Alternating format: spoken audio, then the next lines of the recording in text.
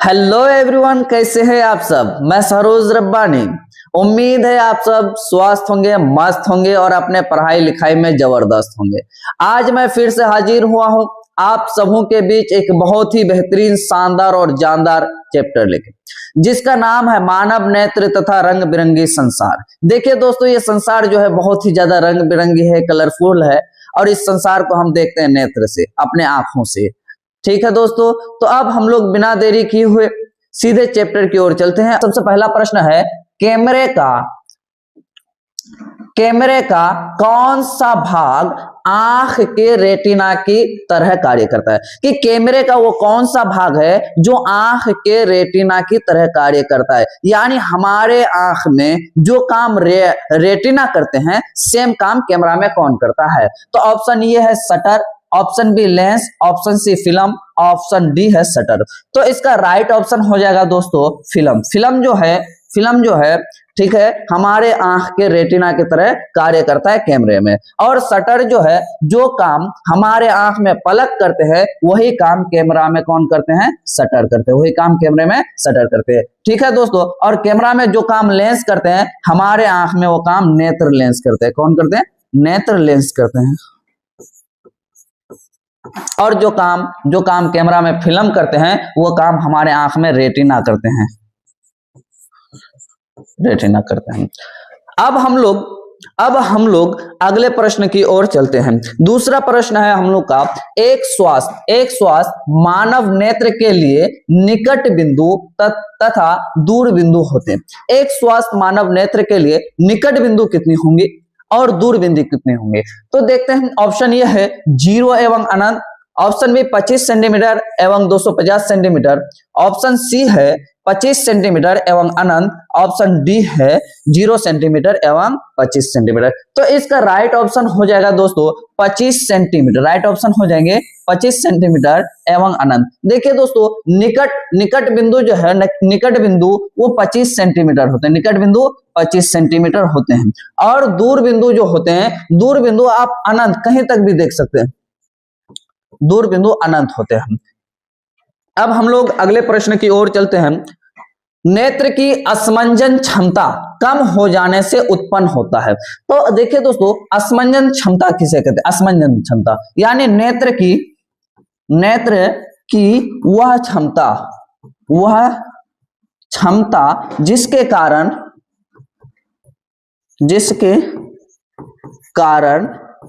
वह नेत्र लेंस की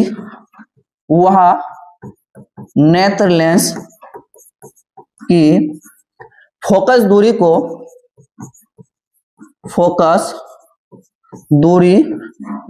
को बदलकर वस्तु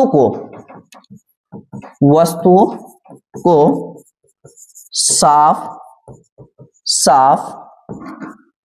देखता है, उसे असमंजन क्षमता कहते हैं। असमंजन क्षमता कहते हैं।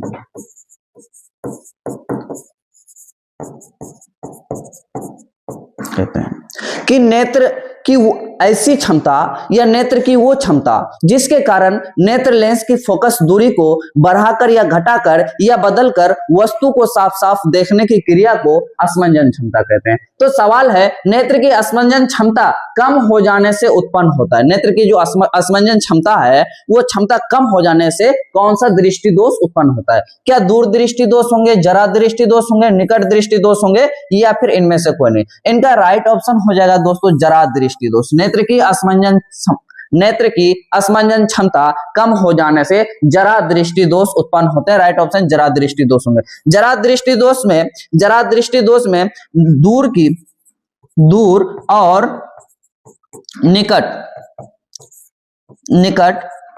दोनों बिंदुओं, दूर और निकट दोनों प्रकार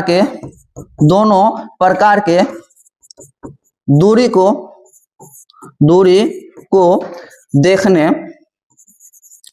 देखने में असमर्थ होते, दोनों देखने में असमर्थ होते हैं।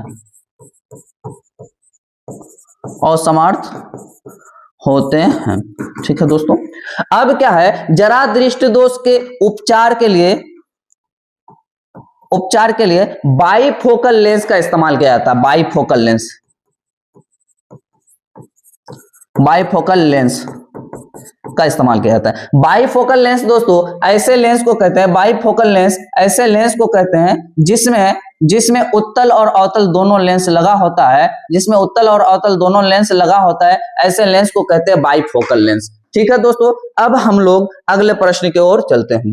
श्वेत प्रकाश का कौन सा रंग किसी प्रिज्म से गुजरने के पश्चात सबसे कम झुकता है? श्वेत प्रकाश का मतलब होता है, श्वेत प्रकाश का अर्थ होता है सफेद प्रकाश। ठीक, सफेद प्रकाश। ठीक है, श्वेत प्रकाश का कौन सा रंग प्रिज्म से गुजरने के पश्चात सबसे कम झुकता है? तो देखिए दोस्तों, श्वेत प्रकाश का कौन सा रंग प्रिज्म से गुजरने के बाद, अब देखिए ये प्रिज्म हुआ, प्रिज्म से कौन सा रंग सबसे कम झुकता है? सबसे कम झुकने वाला रंग जो है दोस्तों वो आपका हो जाएंगे लाल। लाल सबसे कम झुकता है, सबसे कम झुकता है। ठीक है दोस्तों, और सबसे अधिक झुकने वाला रंग है आपका बैंगनी। यह सबसे अधिक झुकता है। ठीक है दोस्तों, अब हम लोग अगले प्रश्न की ओर चलते हैं कि मानव नेत्र में किस प्रकार का लेंस पाया जाता है? मानव मतलब इंसान के आंखों में किस प्रकार का लेंस पाया जाता है? ऑप्शन ए है उत्तल lens, option B bifocal lens, option C अवतल लेंस, ऑप्शन डी बेलनाकार लेंस। तो मानव नेत्र में उत्तल लेंस पाया जाता है। यह लेंस मांसपेशी का बना होता है,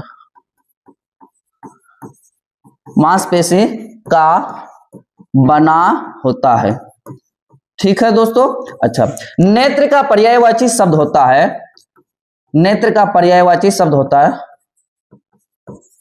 वाची शब्द जो है वो होंगे आंख, नेत्र, लोचन, चक्षु, दीर्घ। आंख जो है दोस्तों, नेत्र जो है एक प्रकाशीय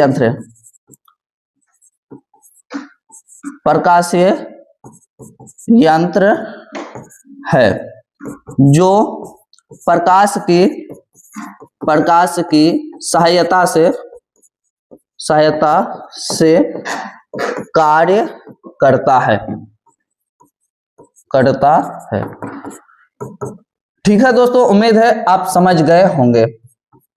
अब हम लोग अगले प्रश्न की ओर चलते हैं कि प्रकाश की किरणों को मोड़ने की क्षमता को कहते हैं। प्रकाश की किरणों के मोड़ने की क्षमता को क्या कहते हैं? लेंस की क्षमता का व्युत्क्रम, लेंस की असमंजन क्षमता, इनमें से कोई नहीं। तो इसका राइट ऑप्शन हो जाएंगे दोस्तों लेंस की क्षमता।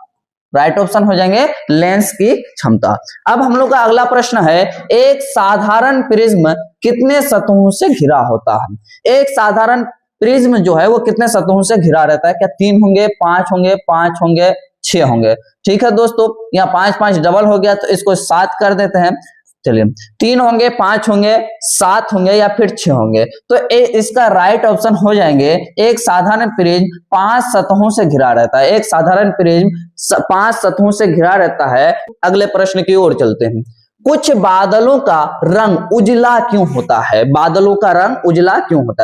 परावर्तन के कारण, परकिरणन के कारण, अवशोषण के कारण या फिर अपवर्तन के कारण?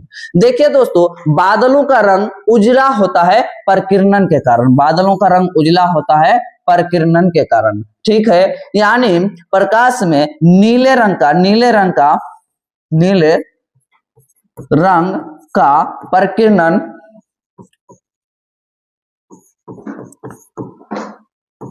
अधिक होने के कारण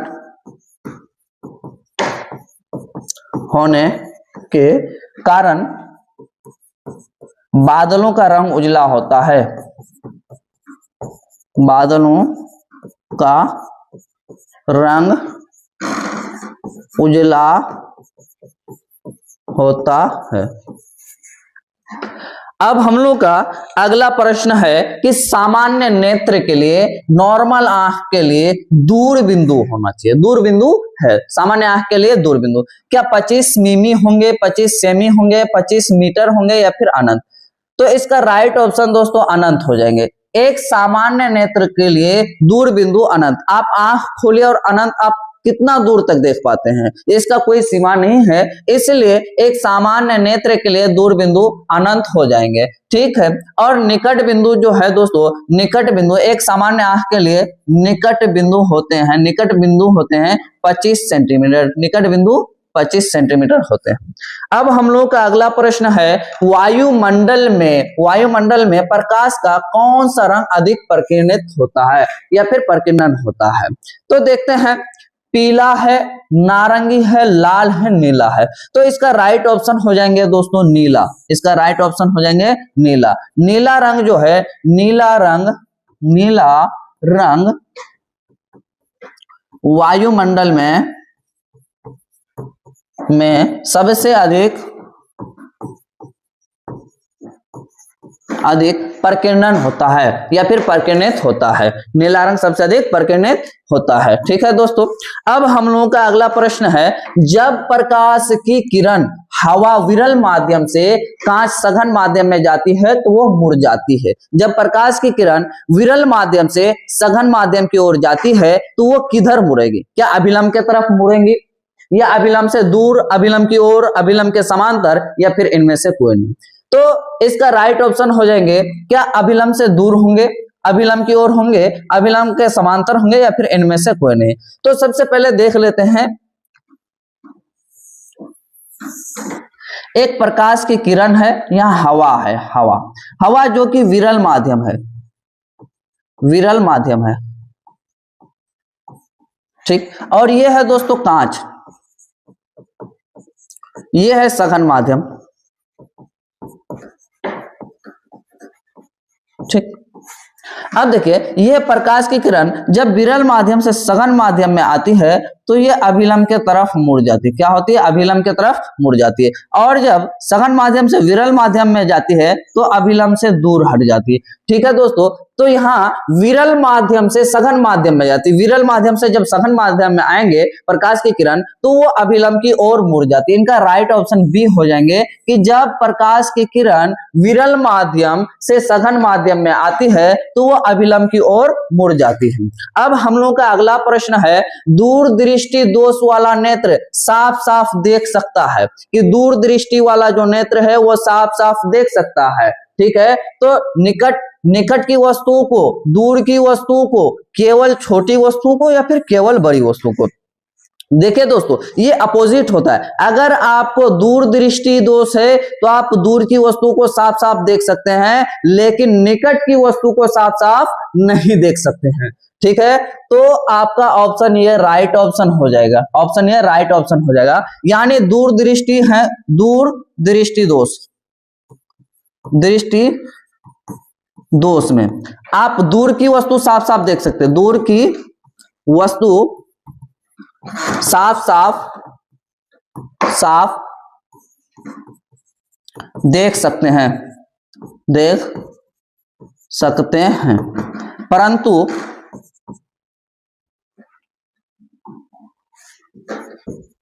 परंतु निकट की वस्तु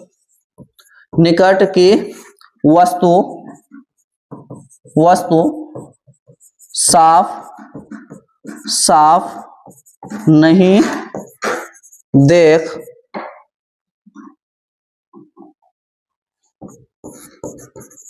सकते हैं। यानी दूर दृष्टि दोष में आप दूर की वस्तु को साफ साफ देख सकते हैं और नजदीक की वस्तु को साफ साफ नहीं देख सकते हैं। अब हम लोग का अगला प्रश्न है कि दृश्य प्रकाश में किस वर्ण का तरंगदैर्घ्य अधिक होता है? यानी दृश्य प्रकाश में किस रंग का तरंगदैर्घ्य सबसे अधिक होता है या अधिकतम होता है? ऑप्शन ये है पीला, ऑप्शन बी बैंगनी, ऑप्शन सी लाल, ऑप्शन डी हरा। ठीक है दोस्तों, तो सबसे अधिक तरंग दैर्ध्य जो होता है लाल का होता है 7800 एंगस्ट्रॉम, 7800 एंगस्ट्रॉम होते हैं। और सबसे कम तरंग दैर्ध्य, सबसे कम जो है दोस्तों आपका बैंगनी का हो जाएंगे 3900 एंगस्ट्रॉम। कितना हो जाएंगे दोस्तों? 3900 एंगस्ट्रॉम हो जाएंगे। ठीक है, तो इसका राइट ऑप्शन हो जाएंगे, सबसे अधिक पूछा गया इसलिए आपका लाल आंसर हो जाएंगे दोस्तों। अब हम लोग का अगला प्रश्न है, श्वेत प्रकाश में वर्ण विक्षेपण उत्पन्न करता है, श्वेत प्रकाश में वर्ण विक्षेपण उत्पन्न करता है, तो कौन करेंगे? प्रिज्म करेंगे, गोलीय दर्पण करेंगे, समतल दर्पण करेंगे या फिर कांच की सिल्ली करेंगे। देखिए दोस्तों, वर्ण विक्षेपण श्वेत प्रकाश का अलग अलग रंगों में विभक्त होना, अलग अलग रंगों में बंटना ही वर्ण विक्षेपण कहलाता है। जैसा कि आप यहाँ देख सकते हैं, एक प्रिज्म है, यहाँ से एक श्वेत प्रकाश को गुजारा गया, ठीक है, तो वो अलग अलग रंगों में बढ़ जाते हैं, अलग अलग रंगों में बढ़ जाते हैं। ठीक है दोस्तों, जैसे कि बैजानी पीनाला, बैजानी पीनाला, पीनाला यानी लाल, लाल हो जाएंगे, नारंगी, नारंगी हो जाएंगे, पीला हो जाएंगे, पीला हो जाएंगे, उसके बाद हरा होंगे, हरा, नीला, जामुनी और हो जाएंगे आपका बैंगनी।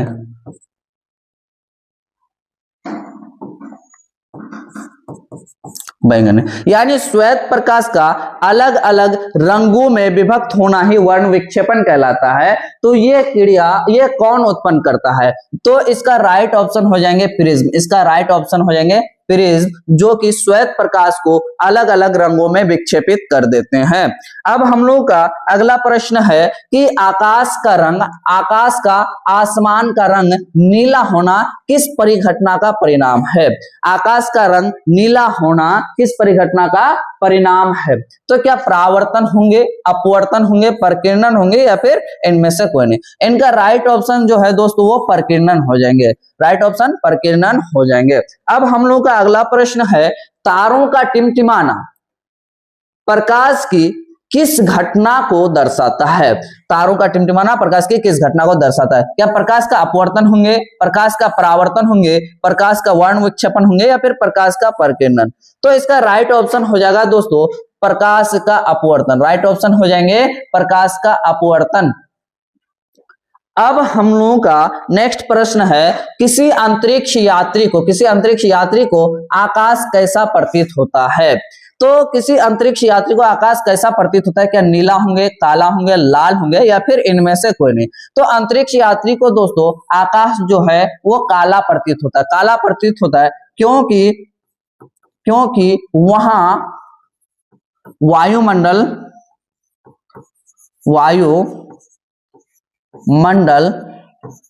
नहीं होता है।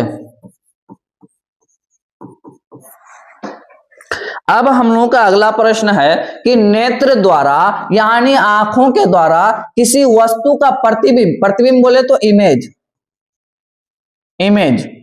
कैसा बनता है? आंखों के द्वारा किसी वस्तु का प्रतिबिंब कैसा बनता है, इमेज कैसा बनता है? क्या वास्तविक उल्टा तथा बड़ा बनेगा या फिर काल्पनिक सीधा और छोटा, काल्पनिक उल्टा तथा बड़ा, वास्तविक उल्टा तथा छोटा? तो इसका राइट ऑप्शन हो जाएगा दोस्तों वास्तविक उल्टा तथा छोटा।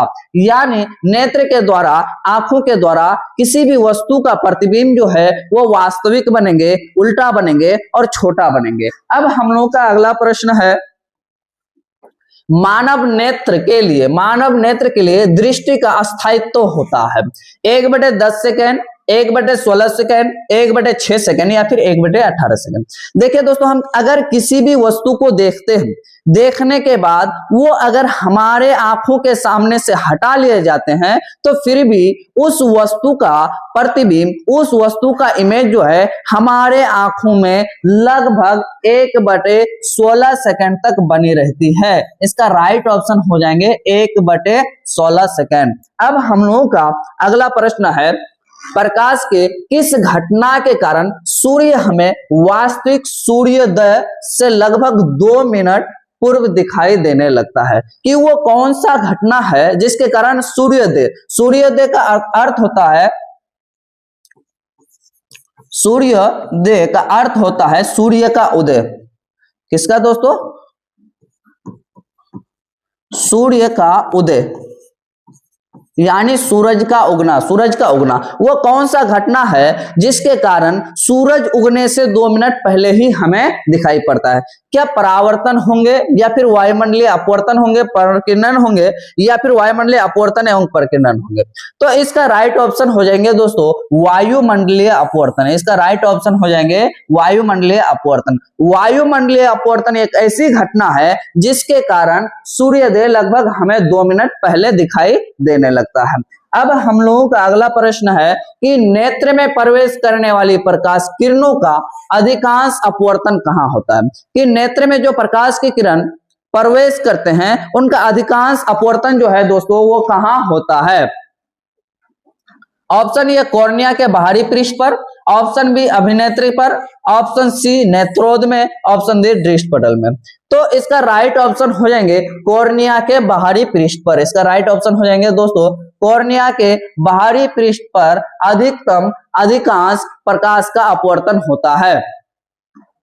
अगला प्रश्न हम लोग का, वायुमंडल में प्रकाश का कौन सा रंग अधिक प्रकीर्णन होता है? कि वायुमंडल में, एटमॉस्फेयर में प्रकाश का वो कौन सा रंग है जो अधिक प्रकीर्णन होता है?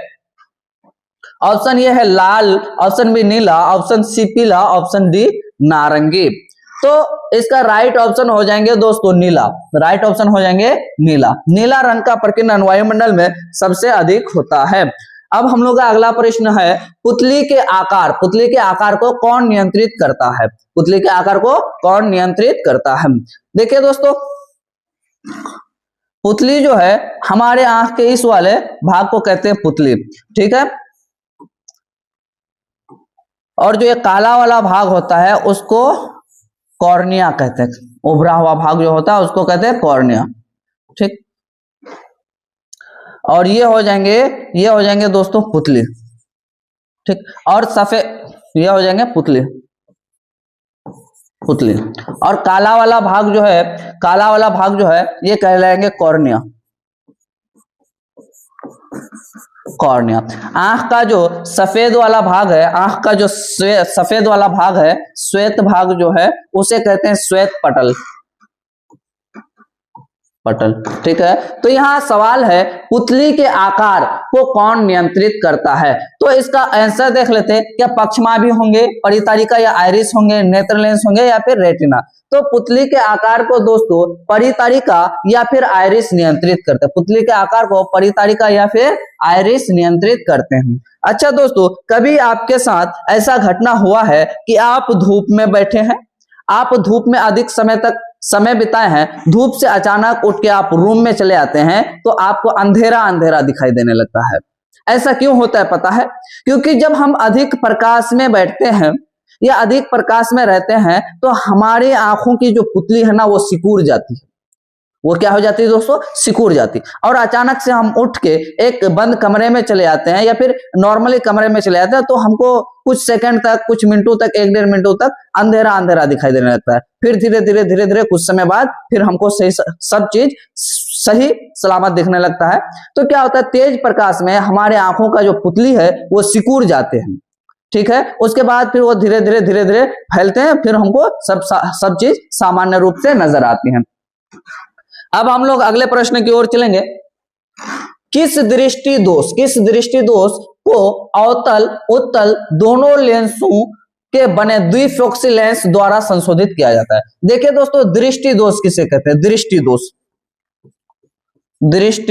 दोष होने वाली ऐसी दोष जिससे हमें देखने में कठिनाई होती, ठीक है, उसी को हम लोग दोष कहते हैं, दृष्टि दोष कहते हैं। चलिए, तो वो कौन सा दृष्टि दोष है जिसमें द्विफोक्सी लेंस या फिर बायोफोकल लेंस का इस्तेमाल किया जाता है? क्या निकट दृष्टि दोष होंगे, दीर्घ दृष्टि दोष होंगे या फिर जरा दृष्टि दोष होंगे या फिर मोतियाबिंद होंगे? इसका राइट ऑप्शन हो जाएंगे दोस्तों जरा दृष्टि दोष में द्विफोक्सी लेंस का इस्तेमाल किया जाता है। कौन सा? द्विफोक्सी लेंस या फिर या बायोफोकल लेंस, बाई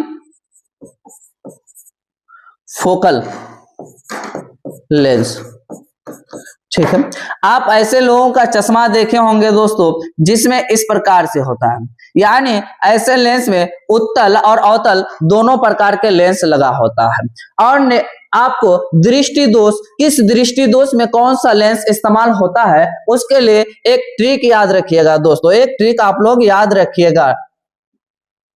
ट्रिक है कि नाडू, नाडू याद रखिएगा दोस्तों, बहुत ही बेहतरीन है।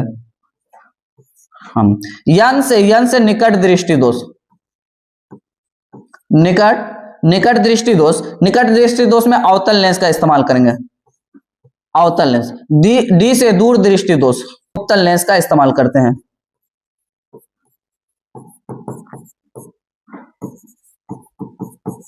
ठीक, चलिए, जरा दृष्टि दोष को दूर करने के लिए बाईफोकल लेंस या द्विफोक्सी लेंस का इस्तेमाल करते हैं। निकट दृष्टि दोष को दूर करने के लिए एन से निकट, ए से अवतल लेंस का इस्तेमाल करते हैं। दूर दृष्टि दोष, डी से दूर दृष्टि दोष, यू से उत्तल लेंस का इस्तेमाल करते हैं। अब हम लोग अगले प्रश्न की ओर चलते हैं कि आंख व्यवहार करता है, आंख जो है व्यवहार करता है अवतल दर्पण की तरह, उत्तल लेंस की तरह, समतल दर्पण की तरह, इनमें से कोई नहीं। देखिए दोस्तों, यहां दर्पण है, ये तो होंगे नहीं, उसके बाद यहाँ पे भी समतल दर्पण, यहाँ पे भी नहीं होंगे, तो आंख जो है दोस्तों वो उत्तल लेंस की तरह व्यवहार करते हैं। आंख किसकी तरह व्यवहार करते हैं? उत्तल लेंस की तरह व्यवहार करते हैं। अब हम लोग का अगला प्रश्न है, मानव नेत्र के, मानव आंख के किस भाग पर किसी वस्तु का प्रतिबिंब बनता है? कि मानव नेत्र का वो कौन सा भाग है जहां पर किसी भी वस्तु का प्रतिबिंब बनता है, इमेज बनता है? क्या कॉर्निया होंगे, परितारिका होंगे, नेत्र लेंस होंगे या फिर रेटिना? तो मानव के रेटिना में किसी भी वस्तु का प्रतिबिंब बनता है, मानव आंख के रेटिना में किसी भी वस्तु का प्रतिबिंब बनता है। नेत्र लेंस जो होते हैं दोस्तों, यानी हमारे आंखों में उत्तल लेंस लगा होता है। कौन सा लेंस लगा होता है? उत्तल लेंस लगा होता है। परितारिका का दूसरा नाम आइरिस होता है, आइरिस होता है। ठीक है दोस्तों, यह जो है यह है आंख का रंग डिसाइड करता है, रंग डिसाइड करता है, ठीक करता है। और कॉर्निया जो है दोस्तों, ये हमारे आंख में श्वेत पटल के सामने उभरा हुआ भाग, श्वेत पटल के सामने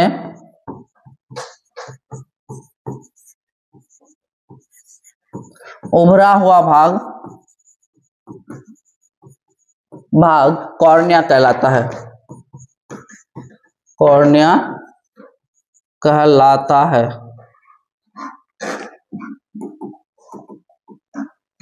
कॉर्निया कहलाता है। अब हम लोग का अगला प्रश्न है, चंद्रमा पर खड़े अंतरिक्ष यात्री को आकाश प्रतीत होता है। चंद्रमा पर खड़े यात्री को आकाश प्रतीत होता है, क्या नीला होंगे, उजला होंगे, लाल होंगे या फिर काला होंगे? इसका राइट ऑप्शन हो जाएंगे दोस्तों, चंद्रमा पर खड़े यात्री को आकाश जो है वो काला नजर होता है, क्योंकि वहां पर वायुमंडल नहीं होता है, नहीं होता है।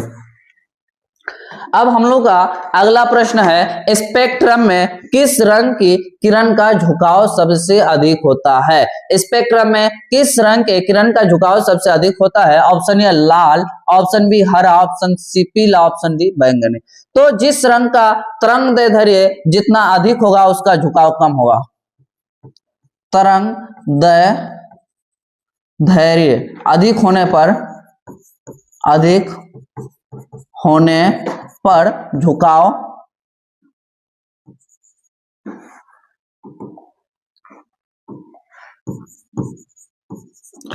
झुकाव कम, और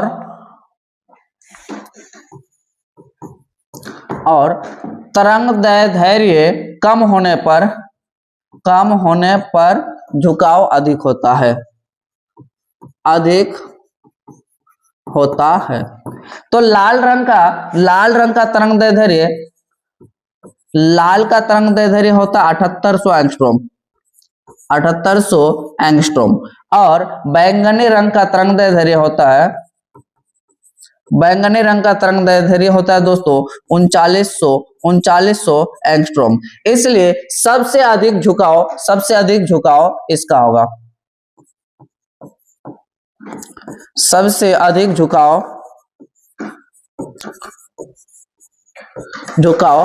बैंगनी रंग का होगा। किसका होगा दोस्तों? झुकाव बैंगनी रंग का होगा। और लाल रंग का झुकाव सबसे कम होगा, सबसे कम झुकाव होगा।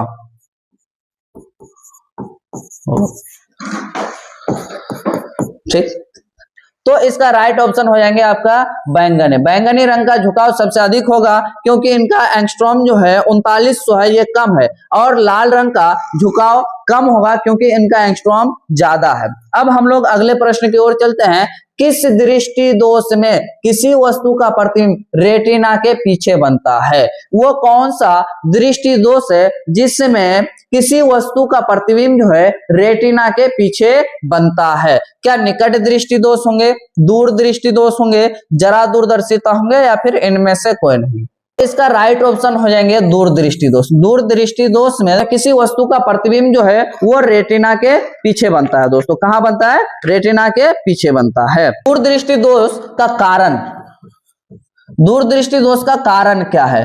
तो उसका कारण यह है दोस्तों कि लेंस की गोलाई का कम हो जाना। कारण क्या है? लेंस की गोलाई का कम हो जाना, कम हो जाना। और कारण दूसरा है दोस्तों, कारण दूसरा यह है कि लेंस की फोकस दूरी बढ़ जाती है। कारण दो है कि लेंस की फोकस दूरी बढ़ जाती है,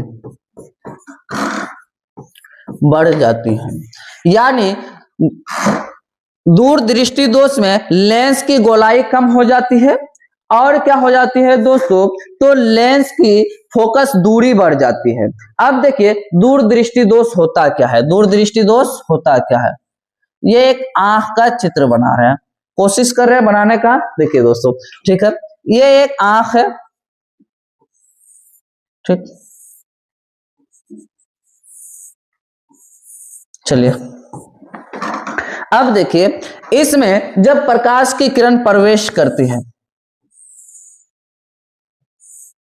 तो ये प्रकाश की किरण रेटिना पे ना कट के दोस्तों, रेटिना पे ना कट के वो कहां कटती? बाहर जाके कटती है। वो प्रकाश की किरण रेटिना पे ना कट के बाहर जाके कटती है, रेटिना से बाहर जाके कटती है, ठीक है। तो इसी को कहते हैं दूर दृष्टि दोष। इसका निवारण करने के लिए, इसका ट्रीटमेंट करने के लिए हम लोग क्या करते हैं? उचित, इसका निवारण करने के लिए दोस्तों हम लोग उत्तल दर्पण का, उत्तल लेंस का उपयोग करते हैं, उत्तल लेंस का उपयोग करते हैं। इसका निवारण करने के लिए क्या करते हैं? एक उत्तल लेंस का उपयोग करते हैं जो प्रकाश के किरणों को कहां कटाते हैं? रेटिना पर कटाते हैं, ठीक है, जिससे कि वस्तु नजदीक के भी चीजों को साफ साफ देख पाते हैं। अब हम लोगों का अगला प्रश्न है कि किस दृष्टि दोष में किसी वस्तु का प्रतिबिंब रेटिना के सामने बनता है? तो निकट दृष्टि दोष में, निकट दृष्टि दोष में दोस्तों किसी भी वस्तु का प्रतिबिंब रेटिना के सामने बनता है। निकट दृष्टि दोष का कारण देख लेते हैं दोस्तों कि निकट दृष्टि दोष होता क्यों है, निकट दृष्टि दोष होता क्यों है, ठीक है। तो निकट दृष्टि दोष का कारण नेत्र लेंस की गोलाई का बढ़ जाना। नंबर एक, नेत्र लेंस की गोलाई का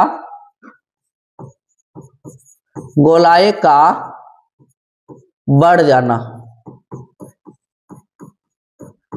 कारण दो देख लेते हैं दोस्तों कि नेत्र की फोकस दूरी घट जाती है। क्या है? नेत्र लेंस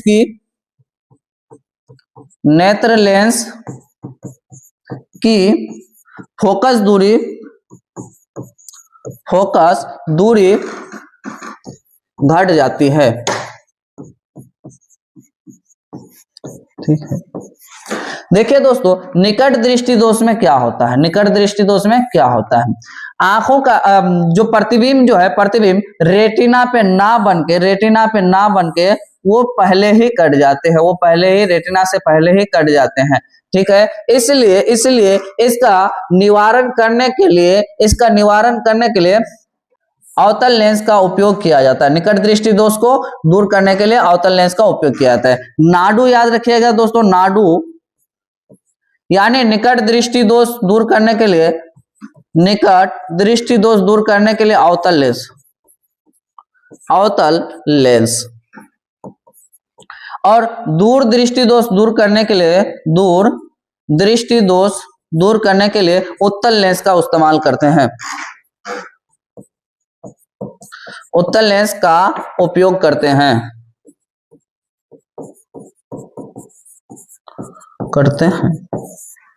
अब हम लोग का अगला प्रश्न है कि आंसू का पीएच मान कितना होता है। आंसू का जो पीएच मान, पीएच बोले तो पावर और पोटेंशियल ऑफ हाइड्रोजन।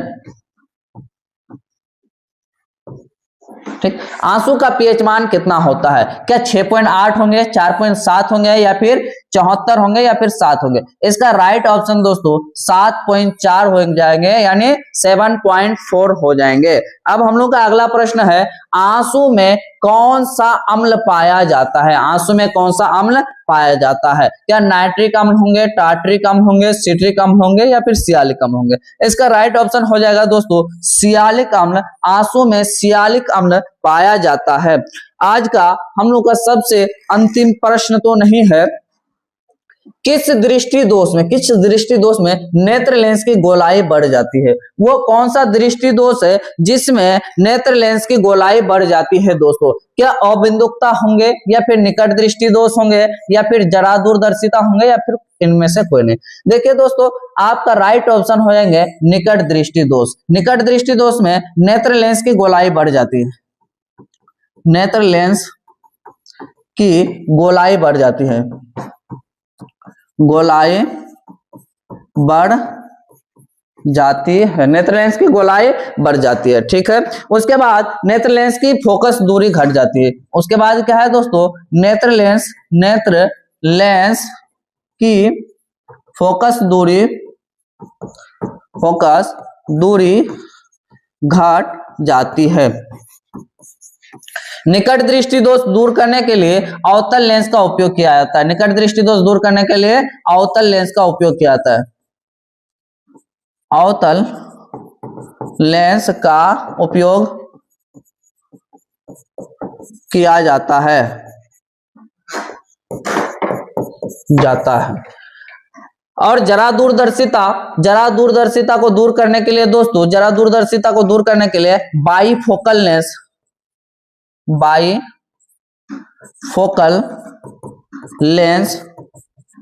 का उपयोग किया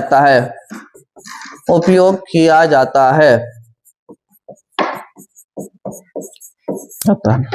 इस दोष में दूर की और निकट की दोनों वस्तु साफ साफ दिखाई नहीं देते हैं। इसमें दूर बिंदु और निकट बिंदु दोनों प्रभावित होते हैं।